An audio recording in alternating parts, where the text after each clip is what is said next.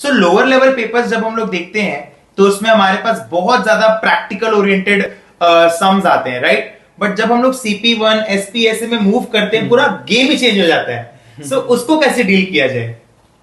Definitely ये मेरा बहुत बड़ा प्रॉब्लम रहा है। मैं प्रैक्टिकल्स में बहुत अच्छा हूँ, उतना ही खराब मैं थ्योरी में हूँ।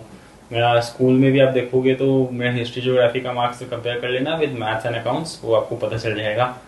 तो मेरे लिए ये बहुत बड़ा इशू था at the time when I started giving higher level of papers. तो it was not easy for me, मेरे को नहीं समझ आ रहा था कैसे करना है। तो मैंने क्या किया, मैं वेरी बेसिक मैथ से स्टार्ट किया कि मैथ पूरा स्टार्टिंग में अच्छा से रीड करूंगा, मार्किंग करूंगा, जितना टाइम लगेगा आई स्टार्ट अर्ली, बट मैं मैथ अच्छा से रीड करूंगा। तो मैंने फर्स्ट मैथ रीड किया। फिर जब सेकेंड टाइम रीड करने का बारी आया तो मैंने सेट ऑफ चैप्टर्स स्टार्ट किया, मैथ रीड किया, प्रैक्टिस क्वेश्चंस किया, उसके बाद रिवीजन नोट्स किया।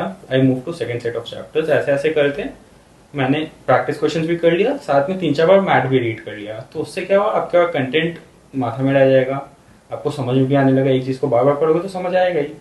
तो इसी तरह मैंने पढ़ा, थ्योरी पेपर्स के लिए स्टडी किया and it has work for me. So बहुत बेसिक स्ट्रेटेजी आप हमारे व्यूअर्स को सजेस्ट करना चाहते हैं कि जो इंस्टीट्यूट के जो रिसोर्सेज हैं, इंस्टीट्यूट का जो मटेरियल है एंड जो पास्ट पेपर्स है उसमें आपको प्रैक्टिस करना पड़ेगा। Appear for some mock test and you're ready for the exam, right? Definitely. And what do you have to say about the work life balance? Like मेरे को पता है प्रेशर है जॉब में एंड सिर्फ एक संडे या फिर सैटरडे संडे ही मिलता है, फिर आपका मंडे से काम है, तो वो उसको कैसे मेंटेन करें इन पेपर्स के साथ में?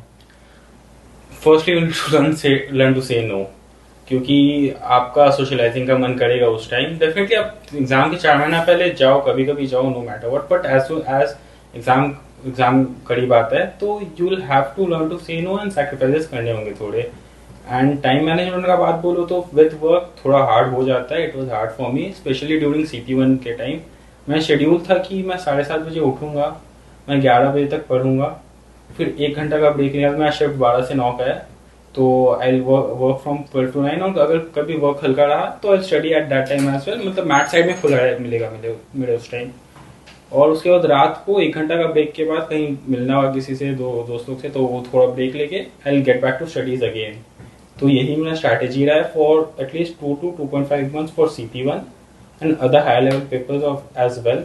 एंड या ओके, सो बेसिकली आप बोलना चाहते हैं कि हम लोग को 1 hour या फिर 2 hour into 100 days वाले प्लान में जाना है, ना कि 10 hours into 20 days वाले प्लान। राइट। Okay okay.